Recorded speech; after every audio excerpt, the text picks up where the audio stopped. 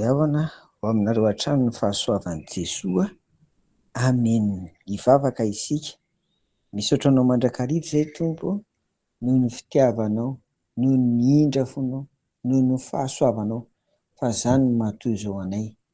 Koa feno fanahinao masina izay hitaridaranay isan'andro, anahanay fahamasinana ary anahanay fiadanana. Amin'ny anaran'i Jesoa.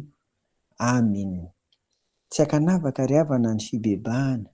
Hitantsika izany eo amin'ny asan'ny apôstôly toko 112. Rehefa niverina tany Jerosalema, avy tany amin'ny Kornelio izay miaramila ao amin'ny antokony italiana no voalaza ny baiboly. Rehefa verina avy tany izy dia nilahady tamin'i Petera ny rahalahy-mpino jiosy kristianina, satria nandeha ny an-trano ary niara sakafo tamin'ny jentilisa i Petera. Tsy azo atao izany satria tsy voafora i Kornelio. Aty amin'ny asan'ny apôstôly toko 12 vao vaovay io resaka famorana sy tsy famorana andraisana ny kristianina jentilisa io ry havana. Dia niaro tena ary Petera fa nasain'ny fanahy masina nakany amin'ny Kornelio izy, ary niaraka tamin'ireo irako ireo dia nisy koa rahalahy izy enindà niaraka taminy, ary izy enindà ireo izany dia niara-nijoro tamin'ny Petera amin'izao fiampangana nataon'ny mpino ho an'ny jentilisa izao. Raha vao notory teny ary Petera tao an-tranon'ny Kornelio izy dia nilatsaka tamin'izy ireo koa ny fanahy masina.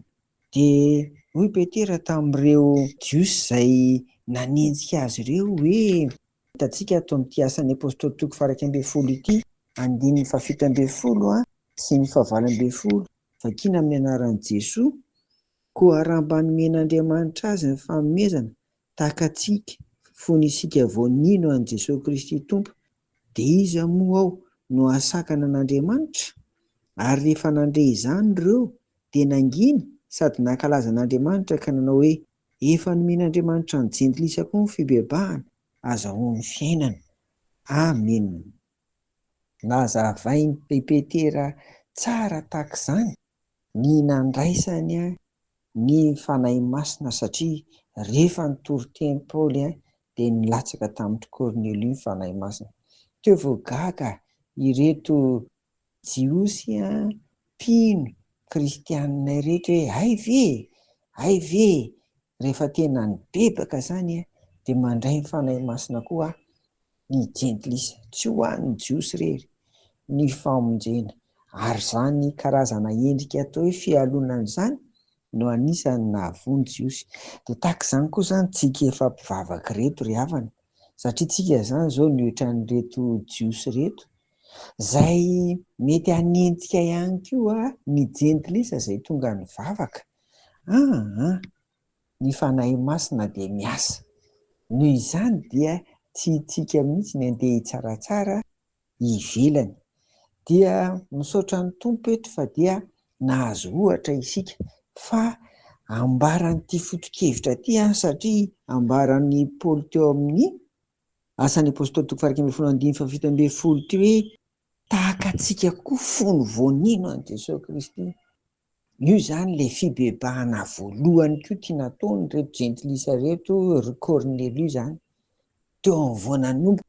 Dikan'izay koa izany rehefa tsy tena nibebaka marina ny olona, hanomboka tena hoe hanompo an'i Jesosy Kristy dia mbola voasaringodrigodry ny fahotana foana, dia mety ho ilay jentilisa tena nibebaka indray no lasa alohantsika amin'ny fanoloran-teny, amin'ny fahazotoana mivavaka, amin'ny fandraisana andraikitra mampiheritreritra izany amintsika izao izany.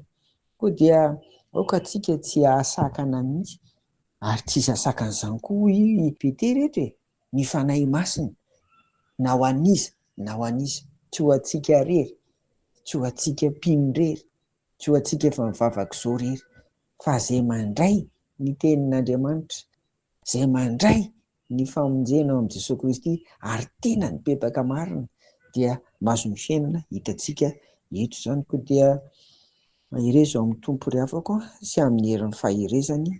Amen. Vavaka isika. Esory aminay Tompo ny fo mety mitsaratsara, esory aminay ny fo mety manana fialonana.